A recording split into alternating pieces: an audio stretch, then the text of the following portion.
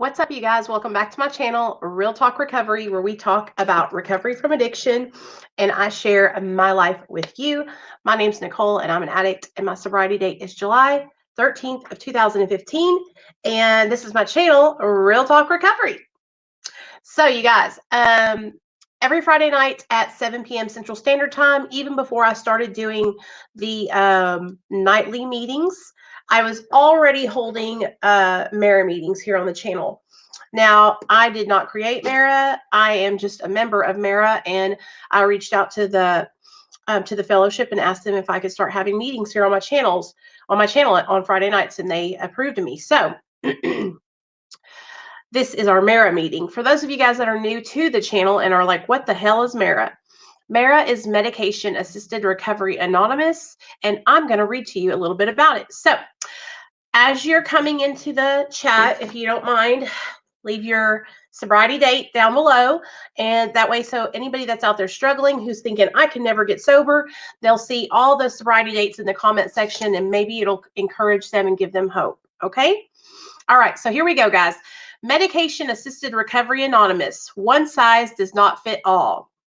Do you use medications such as methadone, naltrexone, Suboxone, buprenorphine, antabuse, encamprosate, Paxil, Remeron, bupropion, gabapentin, baclofen, topiramate, Topamax that is prescribed and approved by the medical community to treat various drug and alcohol use disorders?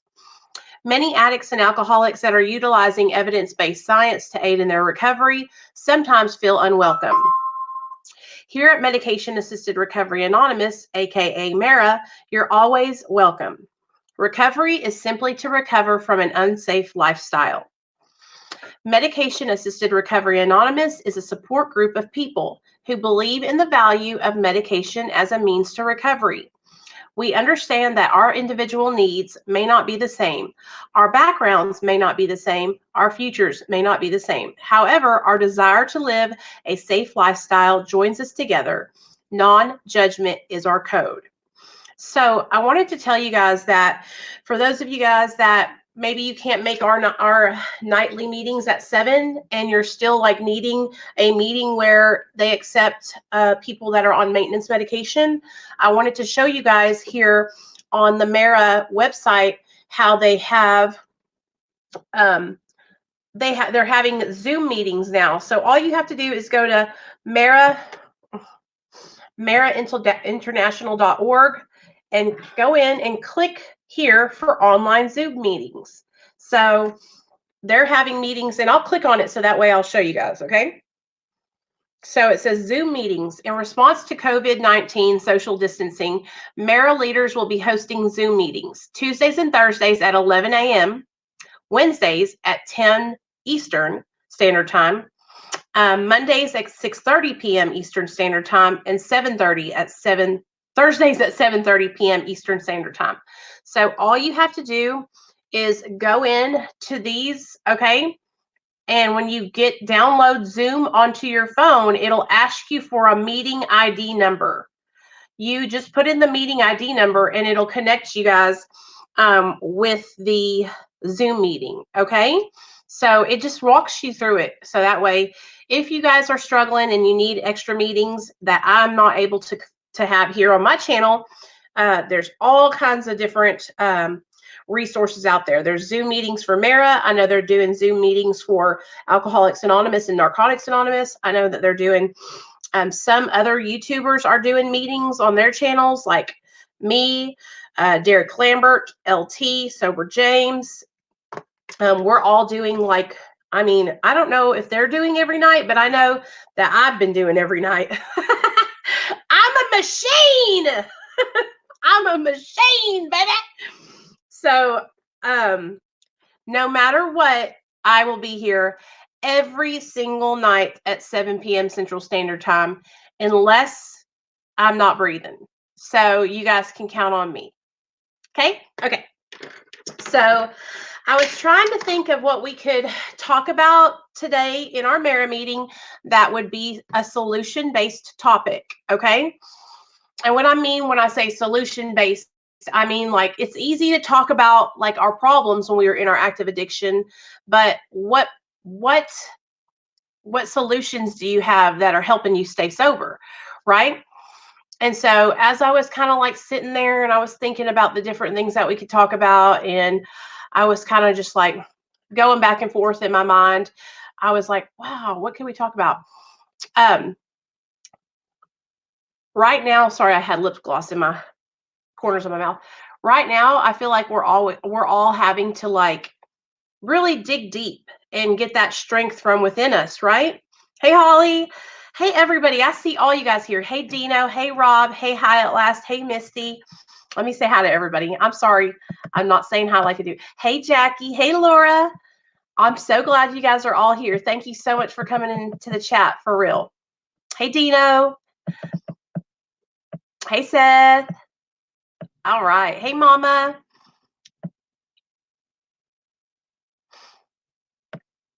Hey, John. What's up? Hey, Pit Up Pumpkin. What's up? Hey, y'all. Hey, Daniel. Okay, cool. Thanks for everybody that's coming in. So I was thinking what we could talk about tonight, you guys, is what are you doing to cope with um, our newfound isolation? So we all know how to isolate, right? We've all been there in active addiction, but there's a difference between the isolation that we're experiencing now and the isolation that we were experiencing when we were in our active addiction. You know, when we were in active addiction and we were isolating, it was like we wanted to do that. Like at least I know I did. I wanted to get my drugs and be by myself so that way you couldn't get any of my drugs, right? I didn't have enough to share. I mean, it was bad enough I had to share with my husband. I didn't want to share with everybody. So I was hiding out. But it's like now we don't want to have to be isolated, but we need to be because it's for our health. Okay. And sorry about my notifications, guys. Let me mute that. I've noticed like a lot of people, that maybe aren't taking this as seriously as it really is. And if any of you guys are thinking, oh, it's not a big deal, I just want to encourage all you guys to really, really listen to what they're telling us and try to social distance and stay at home and not go back and forth, out and about, because you might not be sick, but somebody else could be sick and they could pass it on to you. And then you could carry it for 14 days and get your whole family sick.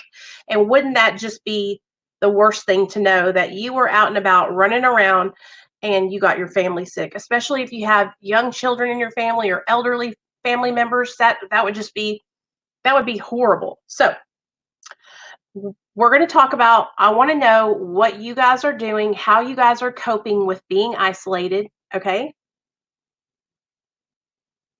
Dino. So Dino says, why would they give me Narcan with my subs today? So they're giving everybody Narcan with their Suboxone prescriptions. So far, I've heard that from a lot of people that are going into the clinic that are getting like a month's worth of Suboxone because it's harm reduction. Okay. So a lot of people that may get subs that aren't able to, go in and get them weekly because they don't normally pass drug screens, or maybe, it's just a safety measure, because what's going on in the world right now today, you guys, is really hitting hard on the mental health of people and the people who struggle with substance abuse. Okay. So it's depressing. All right. What's happening is scary. Okay. I know that none of us have ever been through anything like this. And this is a scary time to be alive. And God, I'm going to start crying just thinking about how my anxiety is just like, but I know that I have to hold it together and I have to take care of my son and I have to go out and get food for the house and then come right back, um, sorry. um, and so I'll tell you how I'm coping with it. I come on here and I cry about it. You know what I mean? Like, because any other time I'm trying to hold it together and look like I'm strong and everything's okay. And and I don't feel like it's okay. And then I watch other people who are talking about it and I get worried because, even after everything goes back to normal and we are able to leave the house and do things, then it's still going to be a scary time, because it's going to be like, can we go out of the house? Can we do these things? Are we going to be okay? It's like the fear of the unknown. And when we were in active addiction, that's how a lot of us operated, right? We operated in our fear. Okay, so fear of being sick, fear of running out of drugs, fear of not having money the next morning so we could get our fix, fear of never being able to get sober. All these fears that we operated in constantly, 100% of the time, our actions and emotions were driven by fear. And so now that we're living in recovery, we're trying to not let fear run our lives. But this is a time where it's different. None of us have ever been through anything like this. So it's okay to feel afraid. It's okay to be worried. It's okay to feel anxiety. But I think it's important for us to feel those feelings, but also, you guys, to talk about it, and to process that shit.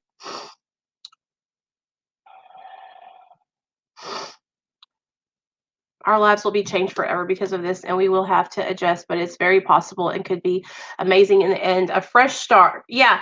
And Pin Up Pumpkin, that's how I'm trying to think about it, girl. I'm trying to think about it as this could be a fresh beginning for all of us, and instead of looking at it, remember how we talk about, you guys, like, perception is everything. Okay. So if you see something from a negative point of view, okay, and then somebody else sees the thing from a positive point of view, right? It's all about how you perceive things, okay? If you see things in a negative light, you're constantly going to be overwhelmed with negativity, and you're going to be sad and overwhelmed. And so that's why, even though I feel these feelings inside and I'm uncomfortable, like I'm telling you guys, like, I learned this so many years ago, like in the first treatment center I ever went to, and it was fake it till you make it. And so I might like feel uncomfortable on the inside, but I'm like, I got to fake it till I make it. And it's like, it helps me to like push through it, and not let it drag me down.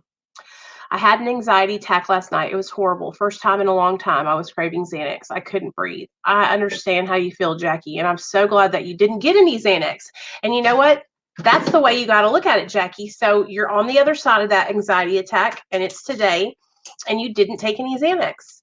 And so instead of looking at it as I was afraid, I could have gotten a Xanax, or I could have done this. Look at it from this point of view. I didn't. And look at me today. I can say I went through my first panic attack without taking a benzo.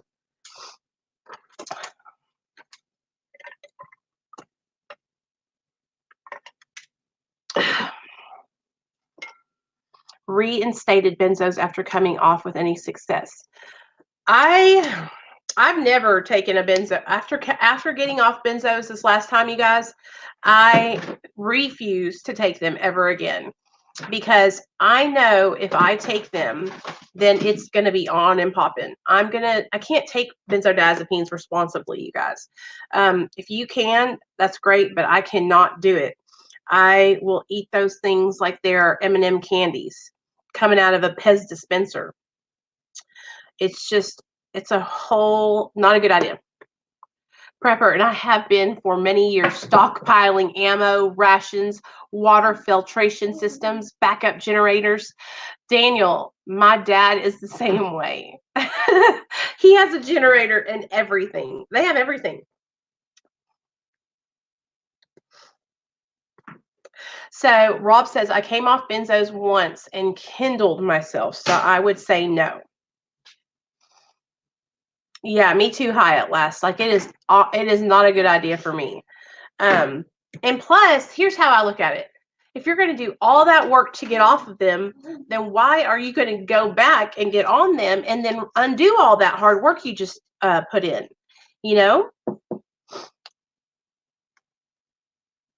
So let me get the link to this chat, and I'll let you guys, if y'all want to come up here with me, you can. Hold on. What are you doing back there, Snuggle Bunny?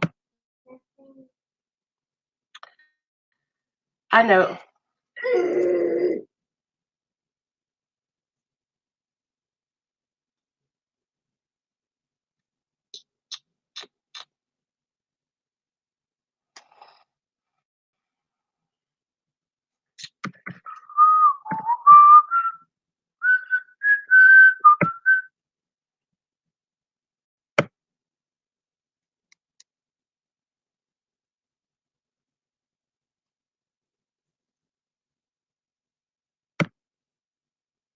Okay, cool. All right. I'm gonna get the link for you guys. We forget the pain we went through in withdrawal. We forget it so fast, and then it's over once we think, oh, it's, you know what they call that? They call that, and I've told you guys about this before. Who knows the answer? They call that euphoric recall. So your brain only remembers how great it was whenever you were taking your benzos, right? Your brain only remembers what it was like when you had those good times when you were drinking, right? In fact, if I think back to all the times that I was using, like the first times that pop up into my head are the times where I was like literally living my best life.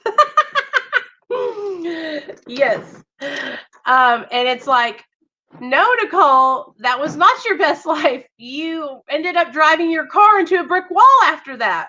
You know, I actually, me and my husband were actually like running the streets one night, and we had just gotten done. We left our dealer's house, and I was driving this rental car that we had wrecked his other truck, and so we had a brand new rental car, you guys. What is it, the black one? No, Bubba, you don't know which one it is. Yes, I do.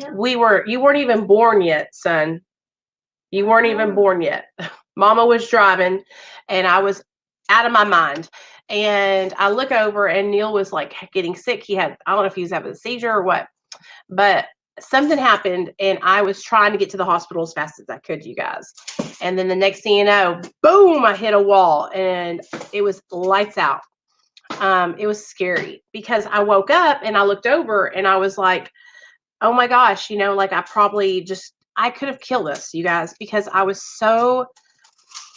just so selfish back then that I didn't think about anything except for myself and what I needed. I didn't think about how I could have hurt my husband. I didn't think about how I could have hurt anybody else on the road. All I thought about was what I needed to do, where I needed to get, To be totally transparent, I feel bad, but my husband went and got me a couple blues. I feel so guilty. Well, Jackie, I'm glad that you're being honest about it. You know what? Because that's the best thing to do, is to be honest about it, okay? Because if you keep hiding it, then you're just going to keep doing it. So, okay, let's start over now. Have you taken all those blues? Are they gone?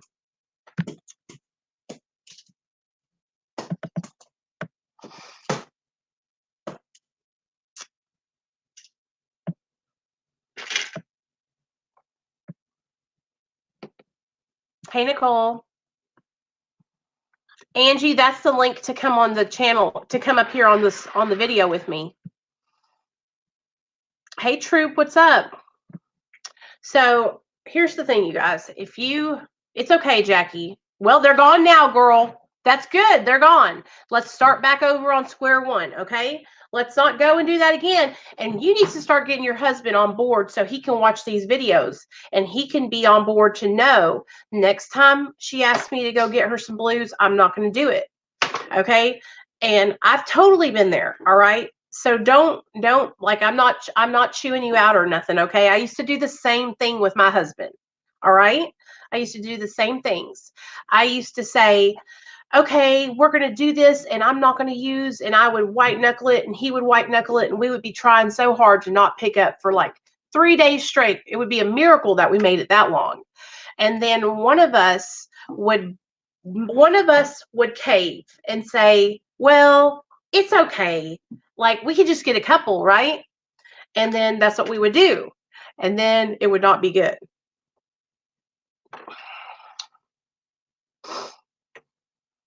Yep. And you know what, Jackie, what happens is our significant others, they want us to feel better. They want us to be okay. And so I'm sure that he was like, no, we don't need to do that. And then, come on, Rob. I'm sure, he was going to say no, and he kept saying no, and you probably kept saying, please, I'm really struggling. And so that's just honestly the manipulation that we use when we're, in our addiction. We use those manipulation tactics because we want to get what we want to get when we want to get it, And so that's totally normal what you did. So, I mean, something to be ashamed of. I mean, you're struggling and you're trying to stay sober, and it's one day at a time, you know? Don't beat yourself up. Just get back on track. Don't let one slip don't let one slip hold you back from continuing on seeking recovery, you know? Truth. I take methadone in the AM and shoot dope at night. It's nuts. I give it every time. Sorry for ranting. It's okay. You're okay. So here's the thing. I'm glad you talked about that, Troop. So welcome to the channel, and I'm really, really glad that you're here. This is the thing about, this is why I get so, I'm aggravated, because you're obviously shooting fentanyl or some high-powered heroin if it's like overriding your methadone, right?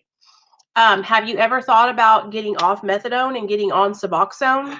Because you know with Suboxone, you won't be able to shoot heroin behind it, or at least you shouldn't be able to.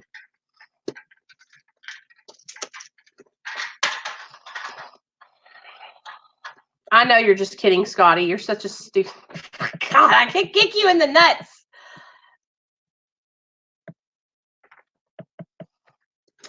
Troop, you know what you should do? Do you have your family? Are they on board to help you stay sober and help you stay in the house and not be going out to get heroin? Are you in any kind of like recovery programs or anything like that? Do you do any kind of meetings online right now since we're all locked down? This is a perfect time for you to stop going out and getting heroin. You know, this is a perfect time for you to stay consistent on your methadone and just keep pushing forward. You know, eventually what's going to happen, and hopefully eventually what will happen, is you will not want to go out and get heroin anymore. And obviously you're not enjoying it, because if you were, you wouldn't be here on a recovery channel hanging out with us, you know? But if you're on heroin, if you're on methadone, you have what you need there to help you so you're not sick. All you have to do is stop going to get the heroin. And I know it's a lot easier said than done, right? You need a support system. You need accountability. So y'all are both in the same position. Oh, Lord help me, Jesus. That's a hard way to go, especially since you have methadone, Troop. Think how rough it would be, especially in these times. I know, yeah. And so this is the perfect time to stop, you know, using while you're home. But if you're both getting high, okay, it's really hard, you guys, especially like Jackie was saying, when you're getting high with when you're a couple, one of you will be on the right track and then the other one will be like, nah, not today, let's go get faded, right?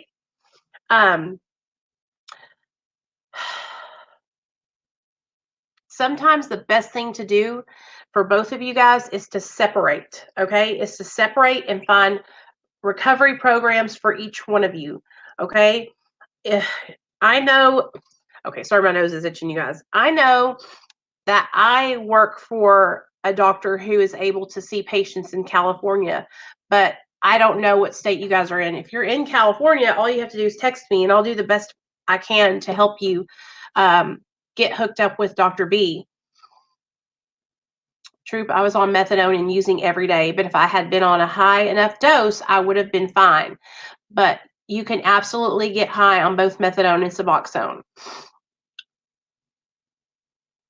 I know. Well, Scotty, here's the thing. This is what I found worked for me, okay? And I'm just going to give you guys my experience, and you can take it or leave it, all right? I had to get away from the whole atmosphere of getting high. I had to be removed from where I was at. I had to go into treatment for 30 days and get away from all that. And even then, when I came out from treatment, you guys, I wanted to get high so bad. Okay. So what I did was, instead of going out and getting high, I went and got on Suboxone, and that saved my life, because you guys know how it is with Suboxone. If it's hard to bounce back and forth between Suboxone and heroin, you have to like not. It's not like it is with methadone. It's a lot different. And so maybe methadone just isn't the right medication for you. Maybe that's why you're continuing to go to heroin. Not saying there's anything wrong with methadone. I have a lot of you guys here that are on methadone and it's saved your life and it's working, and I support that. We support you here on Real Talk Recovery. No matter what maintenance medication you use, we support you, okay? So don't get it twisted. I'm not judging anybody on methadone. What I'm trying to say is some people just don't respond good to methadone. Some people, like me, for instance, I liked to eat methadone like it was going out of style. And so I would get so fucked up and eat so many methadone pills because I would get the 10 milligram pills and the 40 milligram wafers. Okay. I would get so high off of taking those fuckers every single day, 6, 7, 8, 9, 10, so many at a time, that my eyes, all you could see was the whites of my eyes because my eyes were constantly rolled back in my head. Okay. So that's why I got on Suboxone and not methadone, because I knew from prior experience that I was going to abuse it. Okay. Now I know, and listen to me, Richard, if that's working for you and you are stabilized and you're able to live a good quality of life, that is okay. Okay. Do not think that I'm downing methadone, because before Suboxone came along, you guys, methadone was the gold standard for for substance use disorder with opiates. Okay. It's just that now they have Suboxone, so they're moving to that, and that's what they're using more than they do methadone now, okay? But I'm not judging anybody that's on methadone, because what would that be like if I'm on Suboxone? I have no room to judge anybody that's utilizing a medication that's saving their life. I just want you guys to know that different people respond to different medications in different ways, okay? So for me, what methadone did, because it's a different kind of opiate than Suboxone is it almost like triggered that, it like made me want to get to use more, right? But with Suboxone, it just doesn't make me want to do anything really. Suboxone, I just be chilling, like I have no want to get high on Suboxone, and that's why it really worked for me, But it just depends on how your body responds to the medication. Like I have a bunch of girls that are in my Patreon that are on methadone, and they're doing great. They're on a stable dose, and their life is good. Yeah, and it's harder to, like, with Suboxone. I've heard people say that they can shoot it up and stuff, you guys, but I don't really understand if you get anything out of that. I will tell you the truth. When I was in my addiction, I shot Suboxone twice, and it didn't do shit but freaking mess my veins up. It was literally like shooting ooze. It was like shooting Tang that was mixed with slime. It was thick. Methadone saved me in the beginning. I was happier than ever until I got dropped and used as an excuse. It's mentally exhausting. So, Troop, you got dropped because of your marijuana, right? Okay, so let's talk about this, okay, you guys? When you're in the clinic, there's rules, okay? And it really has to be about you being there because you want to get better, okay? It was gross, Richard. It was gross. If their rule is that you can't smoke marijuana, then you have to abide by that rule, okay? Or else you're going to have to find another clinic that allows medical marijuana. Now, let me explain to you guys why the clinic probably doesn't allow marijuana. You guys have to understand, in a lot of states, it's just now becoming legal to smoke, okay? And a lot of people still don't think it's okay, like they don't accept it, right? When you have an addict and they're trying to get them stabilized and you're trying to get them to where they're on a maintenance dose of Suboxone or methadone, you want them to just be taking that medication so you can monitor them, okay? So you can make sure that they're on the right track. When you have a patient or a client that's coming in high off their balls, okay, on marijuana, yes, I will, Rob, that can cloud their judgment, okay? that can make them think, oh, well, I'm cool. I'm on my methadone or I'm on my Suboxone and I'm smoking marijuana and I feel great, right? And they can make decisions that they normally wouldn't make when they were sober, when they were without it, And so just make sure that if you're a person that wants to get help and you want to get on the clinic and you're smoking marijuana, you might have to give that up. But it's for the best. It's for the best. It's for you. It's for you to have a better life, a quality of life, Hold on, let me get Rob on here. Hi, everyone. Can you hear me? Yeah, I can hear you. Hi, Rob! Yay! What are you doing, man? What's up? I'm in my car right now since my apartment has like no privacy. My roommate can hear like everything I say, so That's I went okay. out. But yeah, I just wanted to like talk and tell everyone about what I've been going through. But I'm currently tapering off of Klonopin, which sucks. But Dr. B's How helping did you me get with on it. Klonopin? Tell everybody how did you get on Klonopin? What made you decide you wanted to taper, and all that good stuff? Yeah, so back in November, my ex-fiance broke off our engagement, and I went through a really tough time after that. Yeah, still not quite over it, but getting better, every day. But like for about a month there, I was just like a complete mess. Some days I would become suicidal. It was just awful. So I went to go see my doctor because I was having a lot of insomnia, and he's like, "Well, we could try Xanax. That'll help you sleep." This is my PCP, so like my primary care physician. Which I don't even know why they're allowed to prescribe benzos, but they can. And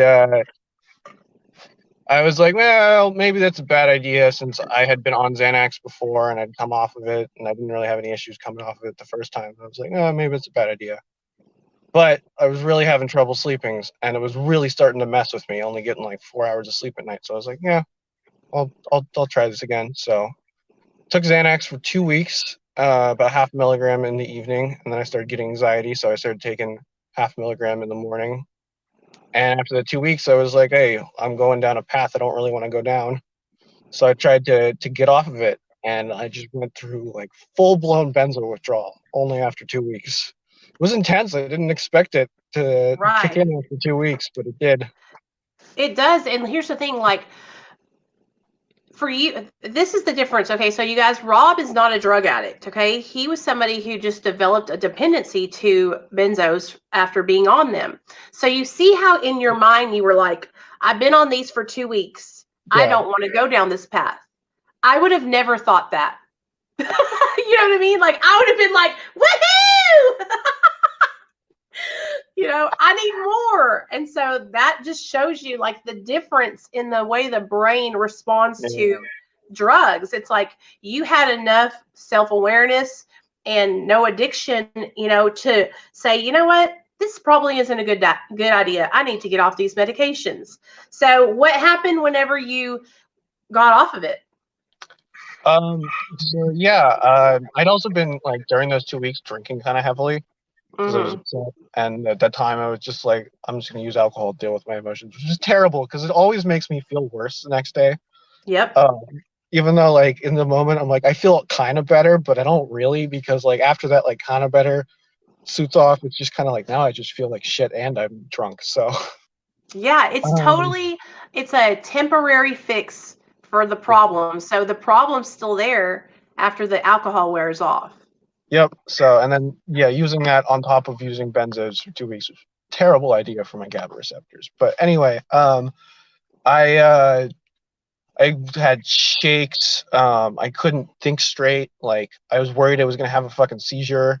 Like, I had trouble understanding what people were saying to me. And that's where I got kind of freaked out. So, I went to go see a new shrink at the end of the week, and he put me on Klonopin. But he tried to taper me way too quickly. He's like, oh, we'll just start you off at 0.5 milligram, and the next week we'll put you on 1/4 milligram, and then we'll rip you off. Because at that point, he's like, you won't get any physical withdrawals. Well, he was wrong. I got bad physical withdrawals from that. So, Right. so I started seeing Damn. Dr. B, and he's got me on a very slow taper plan. So hopefully that will help taper me off. Because I don't want to take like medication to deal with my anxiety. I want to be able to deal with it in ways like without a drug, I guess. Right. Yeah. You know, I don't want to have to take this drug for the rest of my life. I'm okay with taking medicine for the rest of my life. I'm a diabetic. Mhm. But like insulin doesn't mess with your brain. So Right. I totally understand, man. It's like yeah. I understand why you wouldn't want to be on it forever. You know what I mean? And I think that even though like you maybe didn't have an addiction, I think that just like hanging out and being with people who are like openly talking about things that have affected them is like teaching you to like process and talk about what you're feeling and not Yeah, bottle it up inside and not drink exactly. get down with alcohol, you know? Yeah, exactly. It's been super, super helpful. Like you You're picking up learning that new phone that coping morning skills. was so like it was exactly what I needed, Nicole. Thank you so much. Hey, man, it's all good. No, when you called, that first time you called and I answered and I was like, what are you doing? And you were like, I'm looking on YouTube at all these videos. And I was like, no, do not do Yeah. that. No, because I was like I made it about 48 hours into my Klonopin withdrawal before I was like, I can't fucking function like this. I'm gonna have to like lose my job and move in with my parents, and like I'm gonna be crippled by this. And then I started looking up at videos, and then it just got worse. And I was like, no, I can't do this. I won't make it. So that's Yeah. when I decided to reach out for help. So yeah. I'm super proud of you, man. Like you're doing really good. And you know what? Just take it one day at a time, slowly but surely, and come and hang out with us and just like I think people when I say these things, they think she's just saying that. But I'm like really serious. Like if you can find a group of people that you can utilize for like support, even if it's just virtually like we do online, it will change your life forever. It's a Yeah, good yeah, deal. it's been super super helpful. So I love all you guys in chat. You guys have been the best. We love you too, man. You're gonna let me go now? Yeah. Okay. Mwah. Love you. Take care. Bye, Nicole. Bye, Rob. All right. That's Rob, you guys. He's kind of new to our group, but he's super chill and laid back. He's a good dude. So, and you know what, you guys, listen, I am on the camera all the time. So I'm always looking at myself like, ooh, that look okay. So when you guys come on, I'm so proud of you guys when you guys come on because I'm like, that takes a lot of balls. I'm used to being up here, but it takes a lot of courage to come up here and talk about things that you're struggling with. So fuck yeah, Rob. I'm proud of you. Good job. So, okay, let me keep on going. I'm gonna put the link in the chat if anybody else wants to come up too, okay? He's pretty cool. He's pretty cool. Yeah, I told you, Nicole. Good kid. He's a good guy. So, obviously, we're talking about benzo withdrawal and we're talking about medication assisted treatment. I was talking about this over on Derek's channel earlier today, you guys, and I was talking about how when I first got on Suboxone, I struggled with my Suboxone, you guys. You're an inspiration for recovery and spreading and growing the recovery community. Thanks, girl. I'm trying. We have come such a long way from where we were at 2 years ago when I first started my channel, you guys. I was real green when I first started my channel and I let things affect me and I'm very emotional. I feel things like down to my heart is just so big, right? And I had to learn that like just because I have a big heart and I'm trying to help people doesn't mean that's really what everybody else is trying to do. And so I just got to stay in my lane and do what I know is right and that will say that speaks for itself. Do you understand what I'm saying? And when I first started, Scotty, these YouTube streets are code, honey. when I first started my channel, I was so passionate about helping people, and I would get so upset if I couldn't help somebody, or if somebody wasn't understanding what I was saying, or they were misconstruing my words. And so now I'm just like, the people who know me, they know what I'm about over here, you know? And so I've learned a lot. I've learned a lot here on YouTube, but I love it, and I wouldn't change it for anything in the world. I feel so grateful, you guys, to have a channel where I can come on here and talk to all of you guys, and I get to meet some of the coolest people, new people every single day. Who gets to do that? Like, that's so cool, you know? And so I feel really grateful. My boyfriend always tells me I need to worry about myself instead of others, and I refuse. I always go right into recovery, worrying about others recovering more. And you know what happens? I had to get told so many times that I can't want recovery for you more than you want it for yourself. I can't want recovery for you more than you want it for yourself. What are you doing back there, scandalous boy? I was trying to do that and hello. And that's what was happening. I was putting more effort into other people's recovery than they were willing to put into their own. Hey, Chicago Dave, what's up? I see you in the chat. Yeah, you could just turn off the camera. If you want to come on, you don't have to put the camera on, you guys. It'll just show a black screen. So go ahead and come on it. Don't be shy. You don't have to show your face. It's okay. Don't be shy. Also, Chicago Dave, give us an update on the methadone clinic where you live. What are they doing? Lots of people's clinics have changed to sending home like a month's worth of take homes. In fact, I talked to a guy, certified loser. I think he's in Kentucky. They sent him home with 27 take homes for the month. So that way he doesn't have to go to his classes or go to the groups. They just have to pick up their take homes at the beginning of the month, and that's it. So a lot of people are a lot of clinics are changing over to just straight up over the phone video, and just sending you home with your medicine. Hold on, Sky, I'm coming, girl. Hey. Hi. Can you hear me? Yeah. Oh, here I am. I see you. Tell us what you got to say today.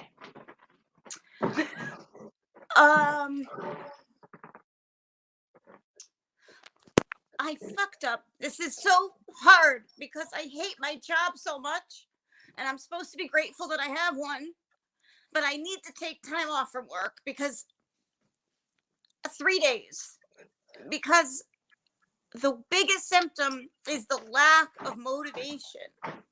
Right now, I don't care about my job at all. I don't want to even make a phone call. And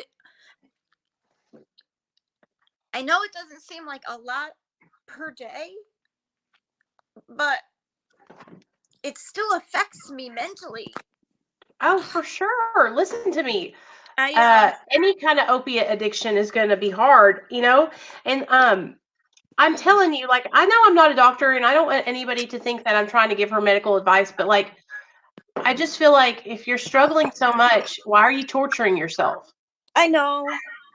Oh, this lighting is terrible.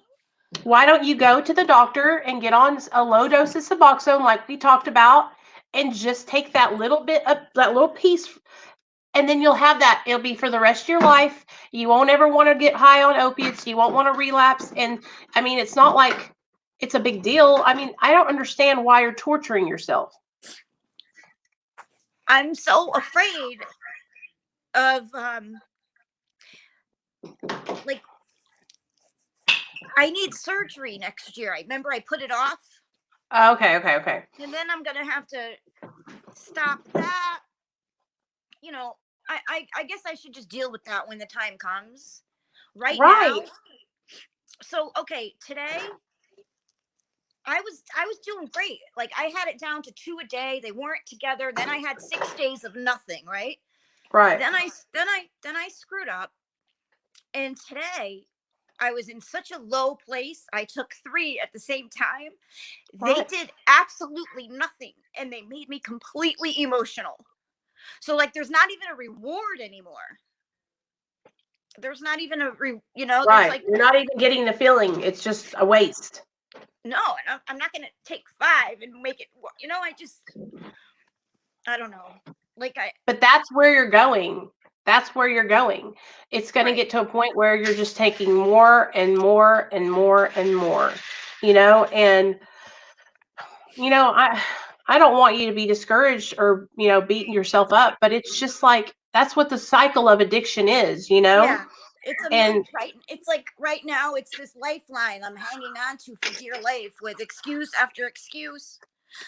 And I'm just so pissed because I had 6 days. Like, why did I have, and all to get this spare room ready, which my friend is like changing her mind now. I don't know what's going on. She hasn't even moved in yet. oh, I made it so pretty. I don't know if you could see. yes, I do see. I see the put lamp some- and I added some Zen and put some little rocks and. your house Yeah. is beautiful. Oh, thanks. Yeah. You know, Don't how beat much yourself more- up. Don't how- beat yourself I'm up, okay? so proud right now if I pulled this off clean, you know? I'm I know such what a- you mean. such a dick, but it's over. And I had a snitch on my addiction. So That's right. That's right. You're snitching on your addiction. That's right, girl. Listen to me. This is just what's going to happen. You're getting to a point where you're sick and tired, and you're getting to that. Each time that this happens, let's hope it doesn't happen again, but if it does, you're getting tireder and tireder and tireder, and that's good because it's the gift of desperation where you're going to be like, you know what? I don't want to do this anymore. I'm getting to a point where I'm just tired of doing the same thing. It'll change, and it can change, and you don't have to keep doing it. You know what I'm saying? I know, girl. Thank you. You're right. It is getting worse. And if there's no reward, what's the point? You would be surprised how many people just continue using because it just makes them feel regular. That's what the whole thing is about opiates. It's like your body gets to a point where you're not even feeling the feeling anymore. It's just so you're not feeling like crap. And I should have at least, filled it in with kratom. So I didn't, but I didn't see that whole 6 days. I didn't have to. Like, it sucked. But I wanted to prove something to myself. But what I need is stability. So Right. Yes, that's what I think. I need some long time stability right now. This roller coaster. I just, I want to feel. I just want to feel good. Right. Like same reason. And that All right. can't be good for your body, like going back and forth, you Oh. know? No, it's probably my mind. I'm playing tricks on my brain, Right.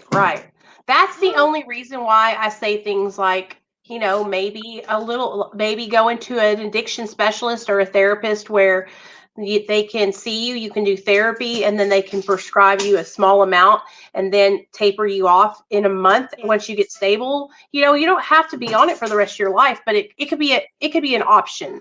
Or you could just go and have you been seeing a therapist or anything like that? You can't right now, I know, because we can't go in person, but you could see one on the video. Yeah.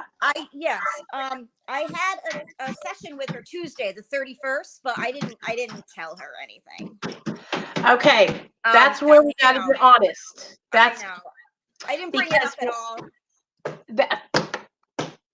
That's okay though. See, you know that you should have been honest. So I don't even have to tell you.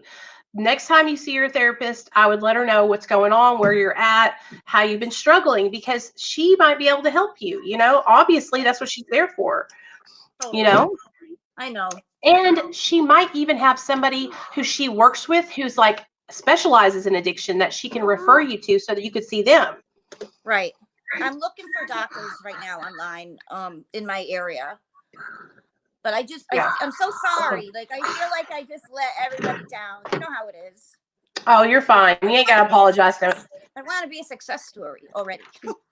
Well, you're going to be, and you have to go through these bumps in the road to get to the other side. So I know. you're going to be able to come back and watch these videos, and you'll be like, I'm 6 years sober now. Look at me back then. I fucking better be, girl. I was the same way. I don't think you understand. Like, I was the same way, just so you know. Like, Ugh. I was always relapsing and coming to tell my sponsor or going to tell somebody at a meeting, and then they would just say, keep coming back. It's embarrassing. It is. It's embarrassing. But the more I put myself through this humiliation, I mean, I know nobody's judging and the support is amazing and I love it. I'm still, I still have that like humiliation because you feel like a failure. So the more I do this to myself, that's more motivation to not do it again. So Absolutely. But you're not a failure. This is just, like I said, this is just you going up the journey. It's an uphill battle until you get to that point, and then you start going, oh, okay, everything's gonna be all right. I know. I'm proud of you for being honest. That's a lot more than I can say that I did whenever I was struggling. I would lie and wouldn't go back to the meetings. Like, I remember the last time I relapsed was in 2012 when I met my husband, and I didn't go back to sobriety until 2015. Like, I didn't go to a meeting or anything. I just stayed in my addiction for the next 3 years. So I did too. I did that a lot too. I've relapsed in isolation a lot. That's why I have to be honest with this group. Otherwise, what's the point? Right. Who am I lying to? Just Right. myself. Exactly. So, all right. I'm proud of you. Thank you. I appreciate you coming on, and everybody else appreciates it too, because there's some people that might even be in the same place you are at, and maybe they don't feel comfortable coming up here and sharing it. And so you're doing this, and you're helping them to feel what you're feeling and to understand and to be able to process through what they're going through. Yes, you don't want to go back. Definitely, you don't want to be going through this shit. I ordered Highlands restless leg stuff on Amazon, and I got leg cramp shit on accident instead of the RLS. So I fixed it. I already opened all the boxes and everything, so I'm stuck with it. But I did order the RLS because I know that's going to be coming. But that was another little thing in my mind, like, oh shit, I don't have that. Let's push, just games, mind games. But all right, let's let somebody else share. Okay, girl, we love you. We're proud of you. We're proud of you. I love you too. You guys have no idea. You're the best. All right. I love you, girl. I'll talk to you later. Okay, bye. Hey, Mom. Yeah, buddy. How do I turn this on? I don't know. Hey, guys, I'm back. No. So, you guys, that was our very own Sky. She is one of the awesome Real Talk Recovery warriors. She is amazing, you guys. And we all can learn. We can all learn a lot, you guys, from her honesty, because it's a lot. Okay, so like I was saying, whenever I would relapse, there was a time where I would get honest and I would go straight to my sponsor or go to a meeting and tell on myself. But then what happened is I just kept getting more and more shame. And that's, if anything I can tell you guys, is to not let that shame and embarrassment keep you from going into the middle and telling everybody, yo, I'm struggling. Because that's just your addiction trying to keep you from getting the support that you need. Okay? That shame and that guilt and those embarrassing feelings, that's the sickness. That is the sickness trying to keep you stunted in your addiction. See, if you're say the words, Nicole. If you're having shame and you're embarrassed and you're not coming forward and saying I'm struggling, then guess what's happening? Your addiction is winning. So you're basically just tapping out. All right, addiction, you can have me. I'm just going to take one for the team today, right? You don't have to let your addiction take control. And by coming forward and letting people know that you're struggling and sharing here with the group, it's going to help you in the long run. And it helps you to build that confidence to be honest and to say, you know what? I have a disease and I'm struggling and I'm being honest about it. That's more than I can say I would have done in the past, so if you're struggling, remember, don't be ashamed. Just be honest. And Jackie, you seen what happened with Sky. She was just honest, and she was sharing with you guys what she's going through. And we're not going to beat you up. We're not going to make fun of you. We're not going to tell you you're worthless because you relapsed. I mean, That's what we all do. We relapse. We're addicts. What is that? Stop. That's what we do, you guys. It's normal to have that happen, especially in the beginning of your recovery. You don't have to relapse, but it happens. It's happened to me. That was my experience. Nate, look at me. I'm gonna make dinner after I'm done with this movie. Okay, stop. So, Chicago, Dave, you're such a sweetheart. Let me see. Okay, my back is. For those of you guys that have been wondering, I have been my back has been hurting so bad, and I was like, "What's going on with me? What's wrong?" It's that time of the month. It's coming up on me, y'all. So does anybody else want to come up and share? I just dropped the link again. Rob, Sky, y'all are superstars. Thanks for coming up here and sharing. It really does help a lot when you guys share. And listen, Jackie had 2 years, you guys, sober from benzodiazepines. Jackie, listen to me, okay, girl? Stress and feeling overwhelmed and having anxiety is what a lot of people are going through right now, okay? And we talked about this a couple days ago about how because of all the things that are going on in the world, that relapse and addicts that are in recovery, we have to unite.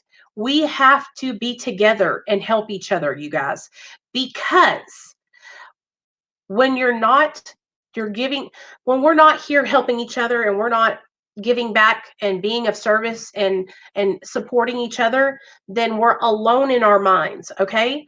And so my suggestion to you would be to get in the middle of a program, get in the middle of a group of recovering addicts that you want to be a part of, and literally throw yourself into the middle of that group.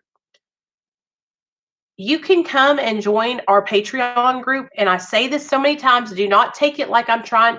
$2 is all it is. And I will put you guys into the chat with everybody else. And those women and men will talk your ear off and you'll never be alone. So if you're struggling and you need support, you can come join us there. But if you don't want to do that, I will show you guys the Facebook group, which Missa has been in charge of the Facebook group, because honestly, you guys, I have so many things going on that it's hard for me to be in charge of all the different things, right? So I have to put people in charge to help me.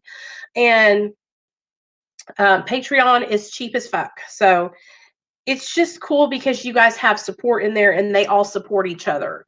So let me show you guys the Real Talk Recovery Facebook group. Yes, you got to be willing to make yourself vulnerable. 10 cents a day. It's worth it. Yeah, that's my little girl. That's my girls.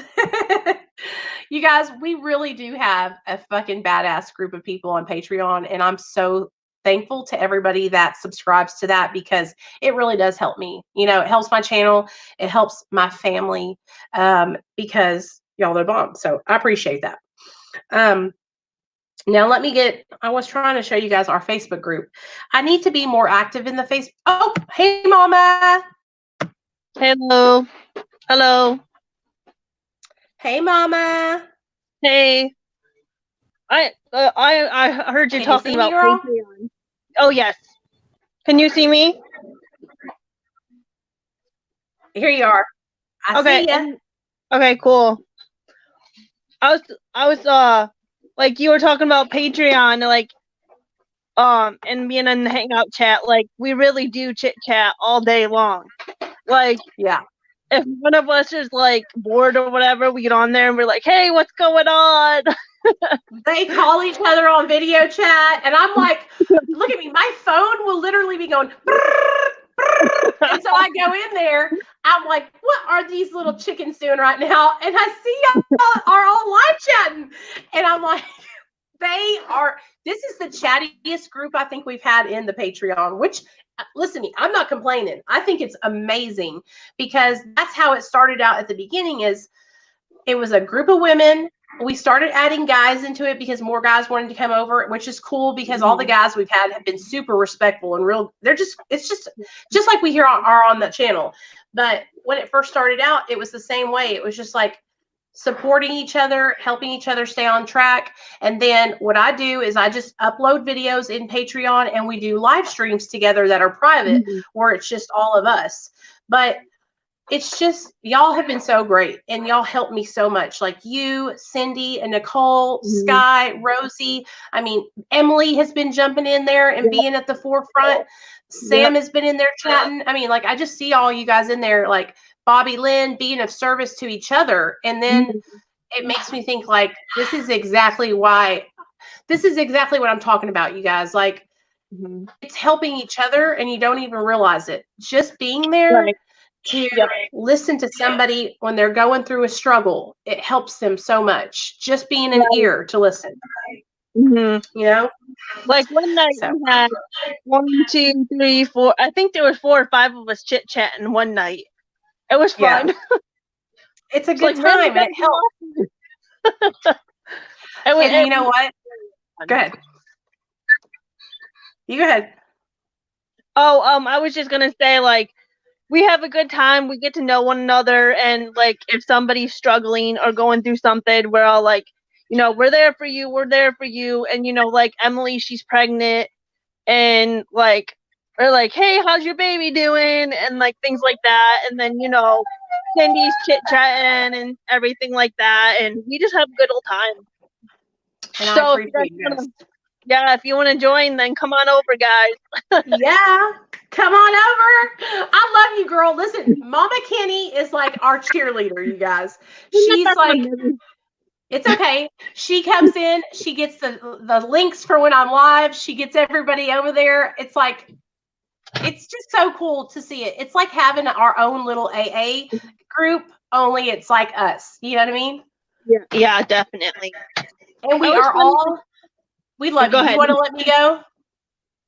Yeah, I just here in a few minutes. I was just gonna say, like, me and Nikki were talking, and you came in. You're like, "Hey, Nicole." We're like, I thought someone was talking to her. I was laughing, and then you're like, "All right, I believe it." I'm like, "All right, see ya."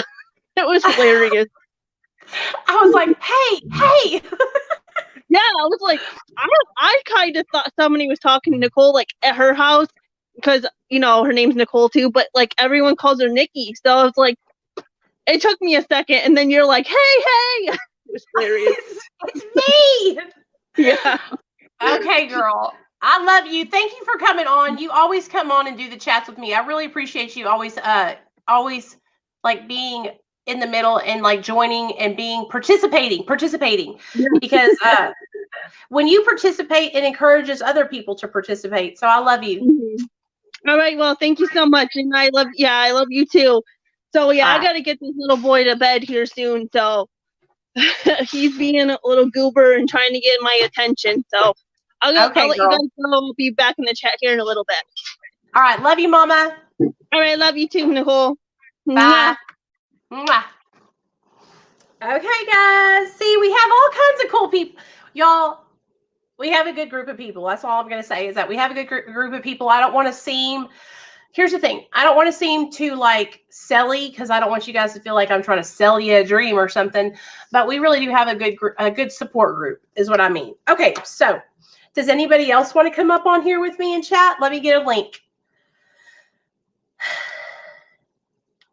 We're having a good time tonight, y'all.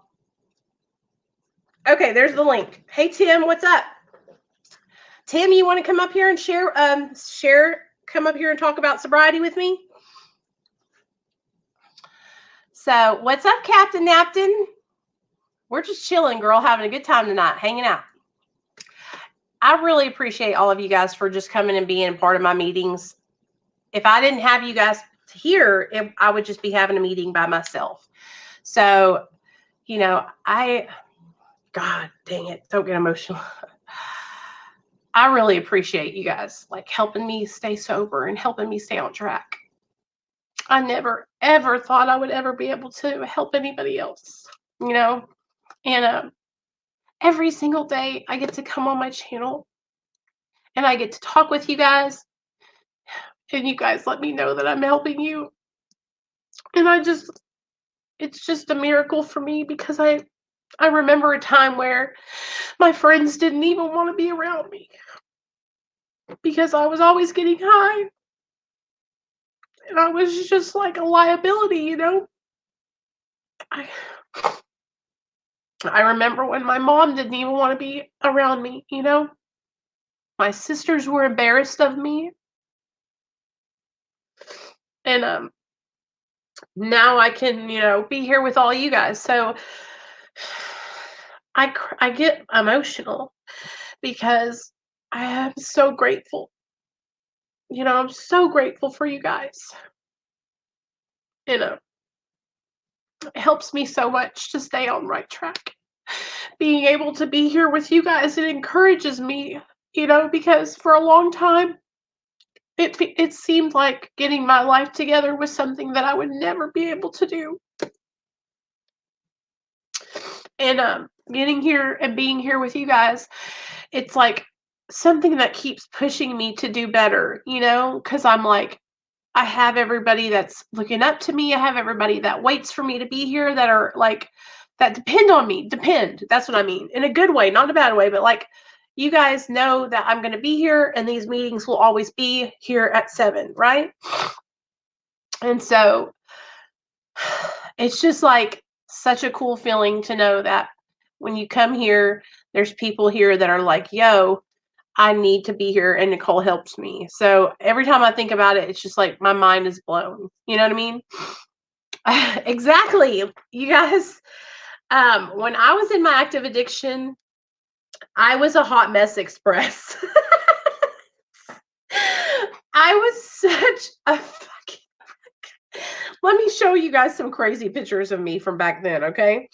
I've showed some of you guys these, but not a lot of y'all have seen them. And you can go follow my old Instagram from when I was in active addiction. Yeah, Captain can come on. She knows she can come on. She's always welcome up here. First of all, do y'all know who that is? That was me. That was your girl. Y'all want to see a picture of me and Neil when we first met?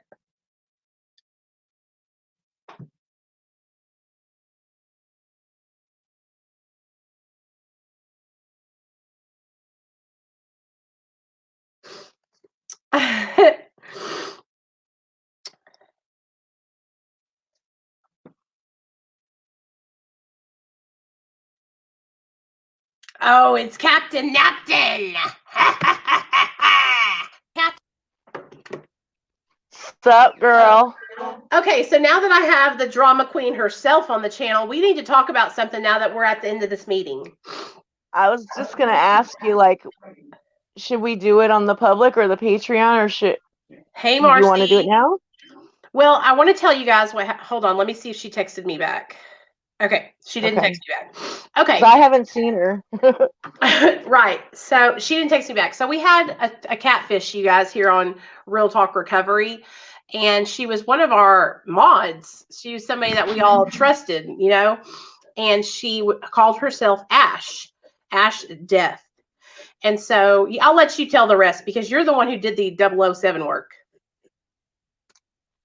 Okay, well, let me make it so I can see the comments. Okay. Anyhow, we had actually like started kind of getting close to her, and I kept trying, like, asking her, like, you have Twitter, do you have Instagram? I want to show you something, you know what I mean? Because she would kind of comment on drama community stuff with me. So I started kind of like, like, oh, she's cool as hell, she was always defending me and Nicole, and she was like, just really normal and really cool, right? Okay. So then let's see. I was over on, and I didn't think nothing of it, nothing of her, nothing at all, no suspicion, nothing. Okay. So then Cray Debbie put up a video with that recovery lady Shonda, who does little rap songs and stuff and works for that recovery place.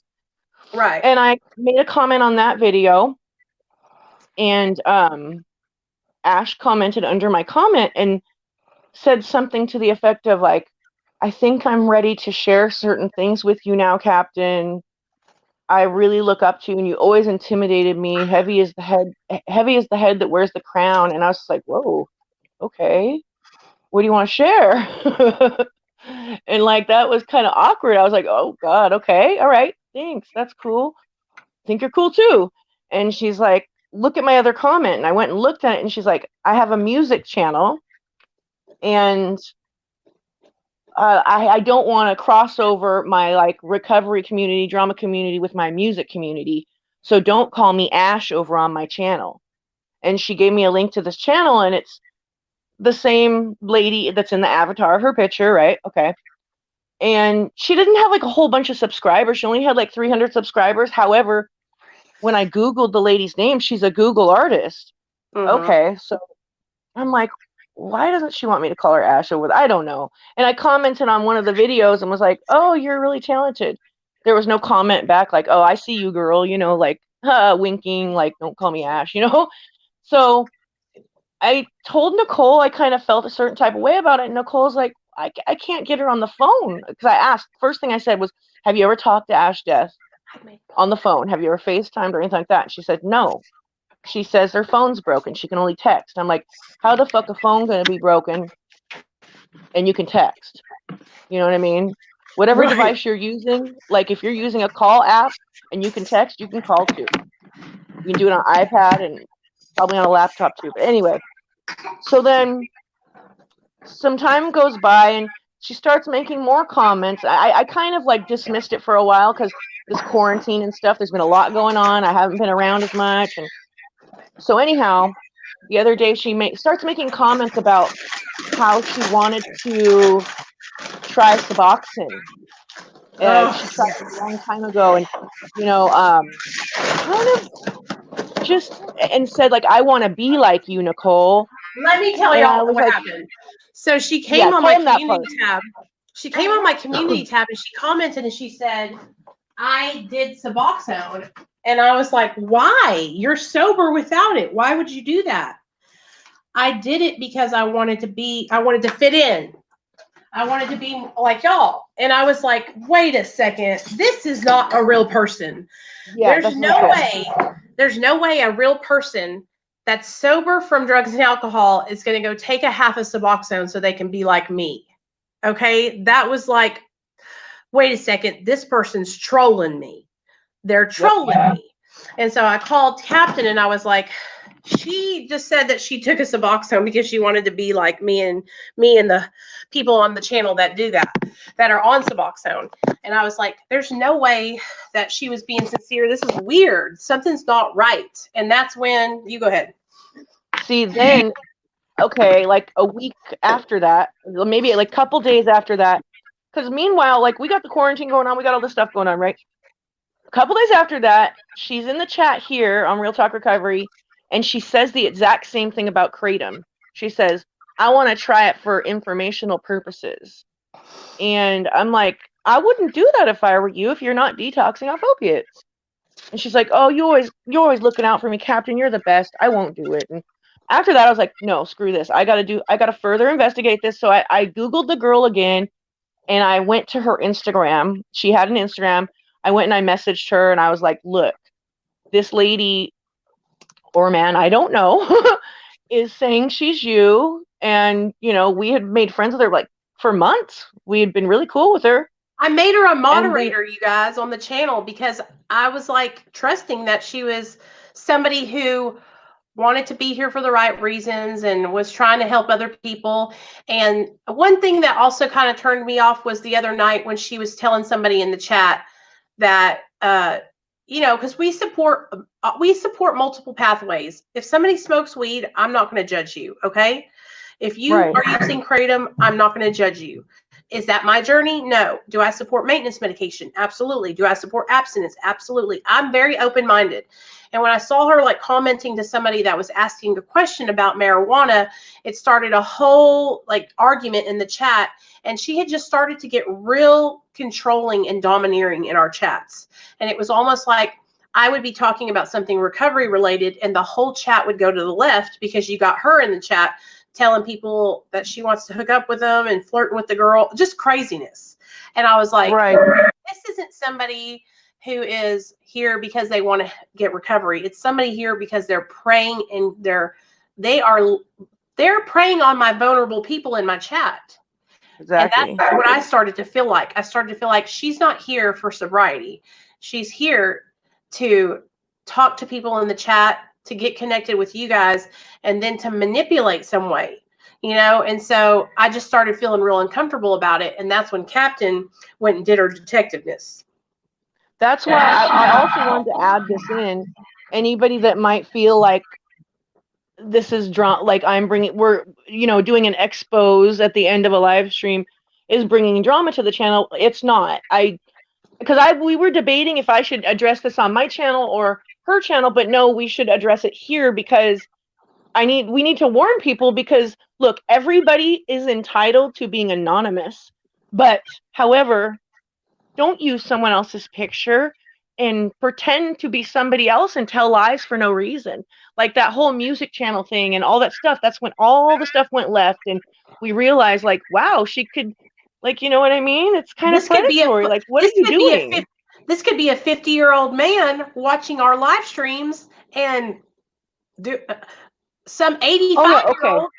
I mean, 50 is not old. Let me see, 85 years old, sitting in their room, like, looking at all the people. I don't know. It just went weird. Like, why are you doing this? Why are you hiding from the people here who are trying to support you?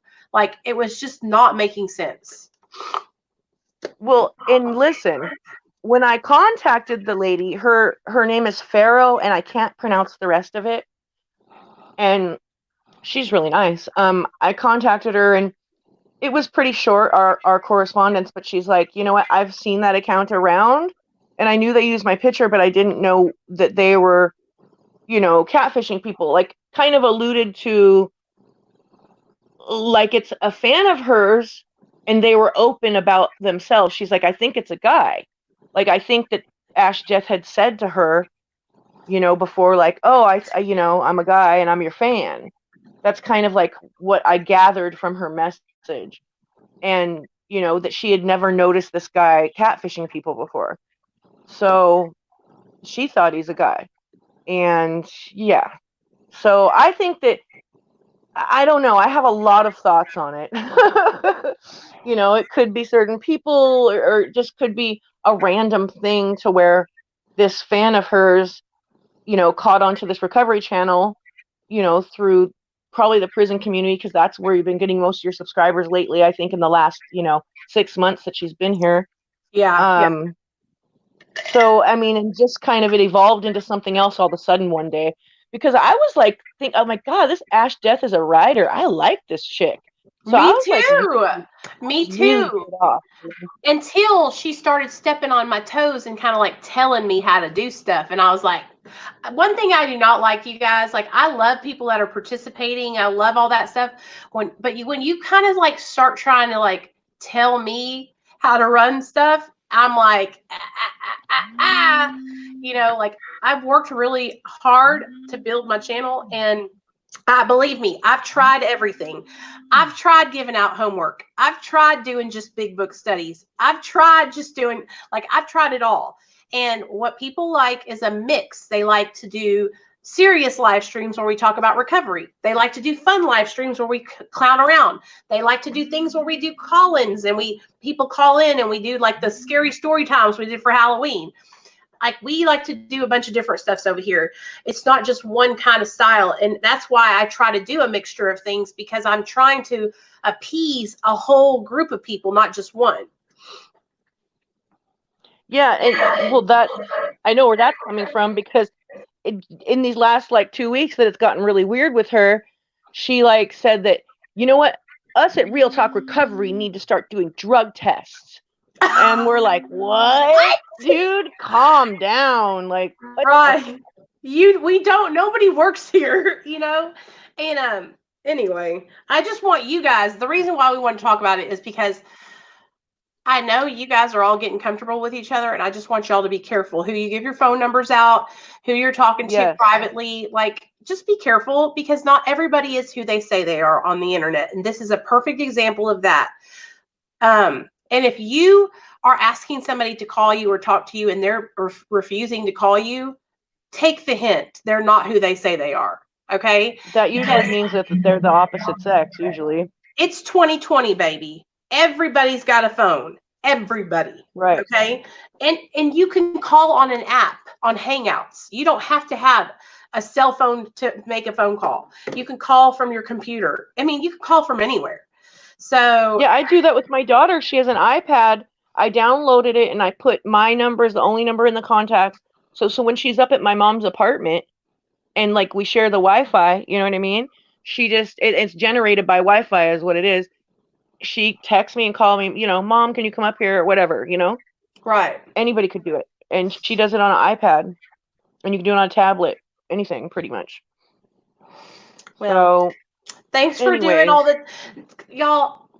Captain wants to help and she wants to protect people from getting hurt, and she's always looked out for me. Like ever since I I'm started my super channel. careful about who I involve myself with on this platform. Like coming from the drama community, people do a lot of doxing and swatting and creepy, crazy, yucky stuff, right?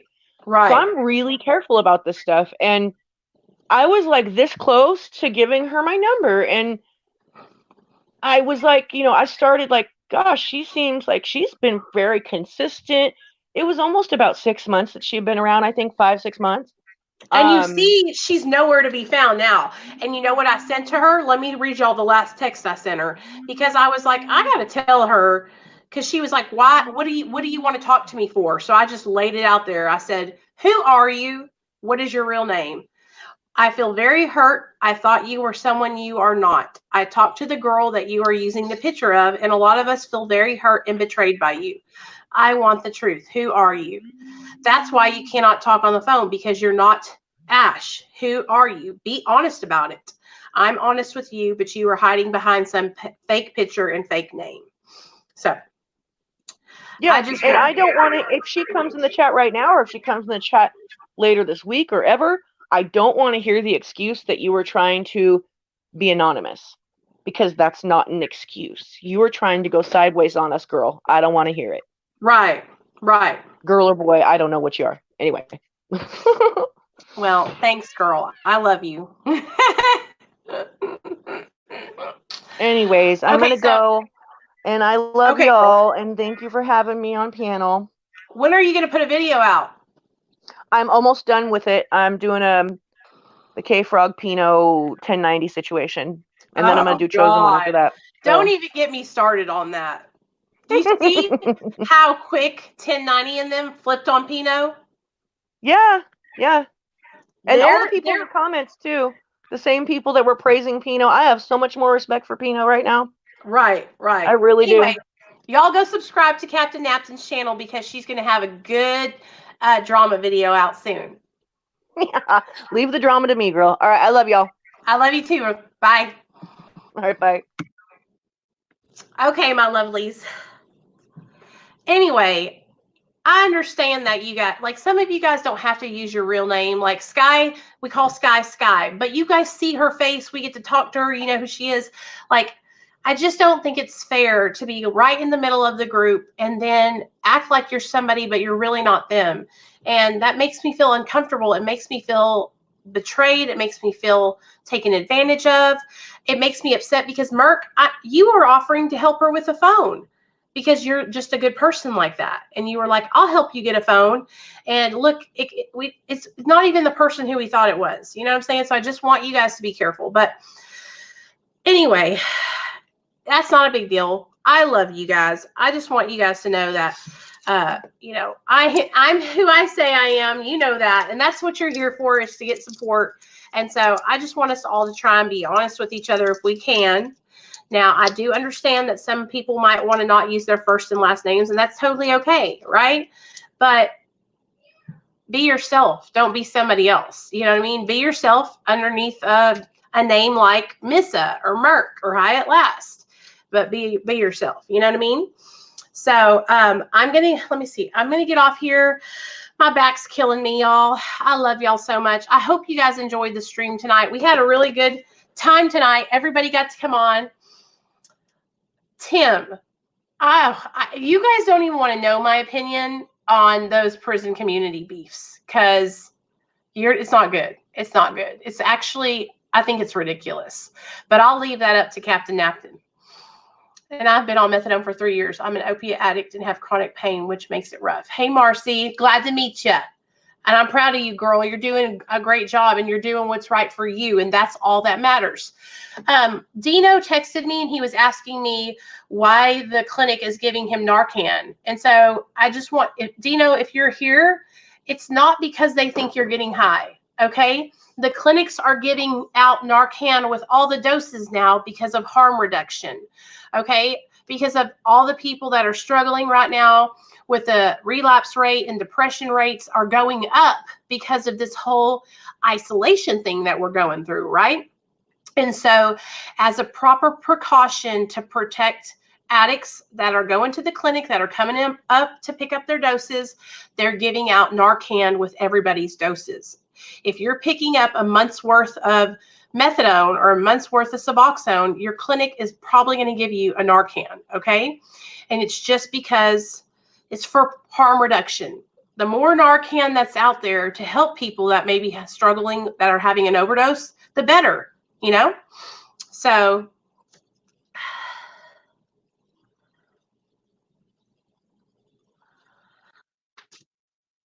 oh yeah, hey, Richard, hi at last. Have you ever heard me tell the story about the guy I dated that had one leg? Jonathan. I've almost been on methadone for 3 years too, and I have chronic pain also. Good deal. Y'all are sharing. I love that when y'all share. Back in the day, I'll leave you guys with this story, okay? I love one-legged men. Back in the day, I had just gotten out of prison and I was living in a halfway house, okay? And there was this guy that I met out back. We were smoking a cigarette and he was bald-headed. He had tattoos all down his arm. He had a whole sleeve, right? And he wore like white V-neck shirts, nice blue jeans, and Timberland boots. He was just cute, okay? And I met him because we were outside the halfway house smoking a cigarette one day, and he gave me his number. I got his number. I gave him mine, and we ended up hooking up. We were friends with benefits, right? Well, it was our first time to do the deed, to get down with the get down. So he came over to my apartment because I was living in the halfway house, but the way the halfway house worked was you either lived in the halfway house or you got like 6 months to a year sober and you transitioned into the apartments next door, which were part of the halfway house, okay? And so I moved into the apartments, had my own little apartment, and he came over and we were getting down. We were getting it on, and it was coming to that point where I got butt ass naked and he was getting naked.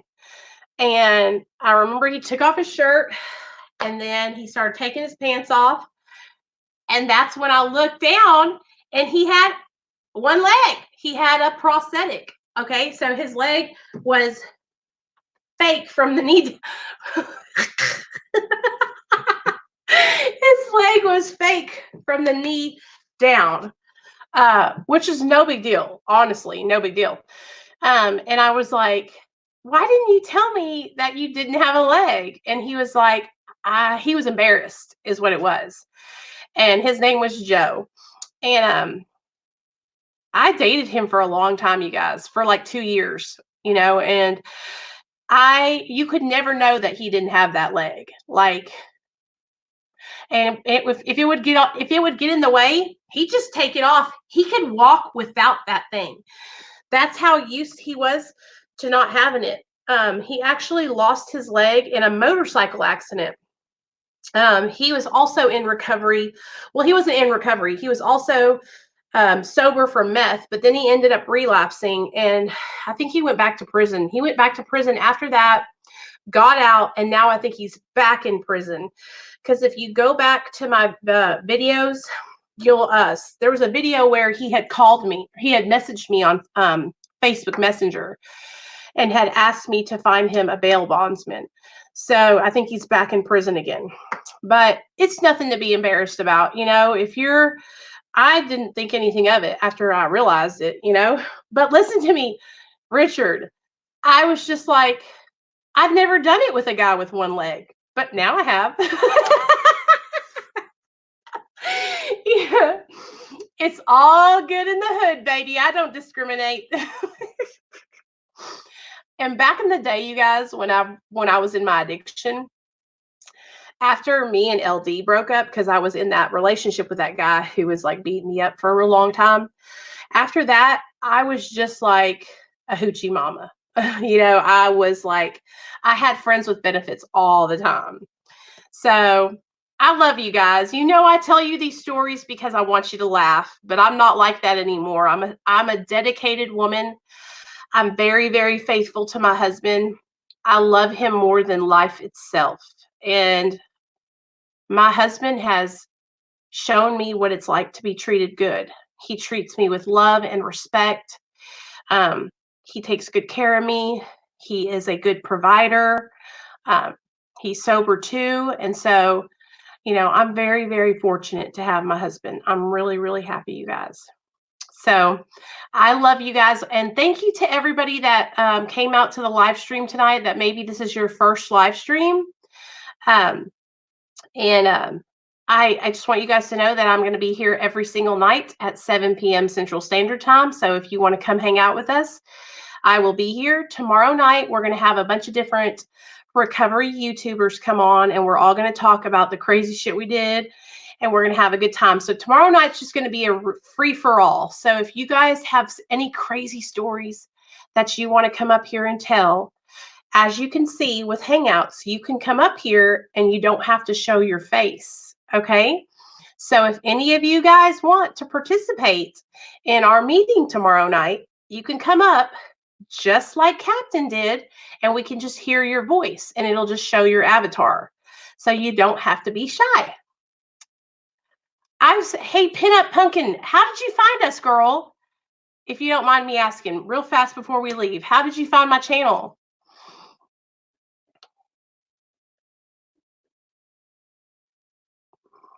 Pin Pumpkin. I'm going to find your channel too. You can't wait, Lisa. I'm so glad. Hey, Lisa, how are you doing, girl? You know, I sent you the link. Check your Patreon messages, Lisa. I sent you the link to our Hangouts chat. You're not in there yet, are you? And anybody else that wants to join Patreon, here, let me put the link for y'all. Just in case. Yes, Marcy, come and hang out with us tomorrow. I do it every single night at 7 p.m. Come and hang out with I never miss. I am very consistent, so you can count on me. Okay, there's my Patreon link. If y'all want to come in there and join it, I will. I watched Chosen One, and then it was suggested. What? Hell yeah. Hell yeah. It was suggested? That's great. That's great. You know why, girl? Because I made a video about Becky from Chosen One. So that makes me so happy to hear that these videos are getting recommended. That's great. Awesome.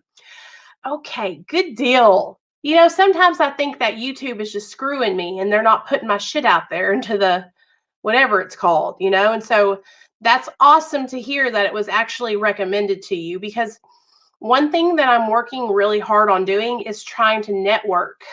I do too. I really, really, and I could do a whole series on the girls from Chosen One. Maybe I'll do that one day. But I want all of them to get help, you guys. You heard Big Sid talking about me. Yeah, he gives me so much promotion. He's usually talking crazy about me, but I appreciate the promotion, you know. Here's the thing, you guys. You're posting a lot more and getting suggested, so that's awesome. Yes, it's hard work, isn't it, to get your videos out there? The purpose of my channel is to help you guys and to bring people here that need support. So, you know, the more that my channel can get out there, the better, because it's actually helping me, and hopefully it's helping you guys too, especially during these times, you guys, where we're all alone and we're at our houses. We can be with each other virtually. It's like y'all are in my house with me hanging out, you know? Okay. I love you guys. I'm going to let y'all go. I'll see you guys tomorrow night, 7 p.m. Central Standard Time. And I might do a makeup video at like 2 or 3 tomorrow. So be on the lookout for that. I might upload a live stream of me doing my makeup. All right. All right. Love you guys.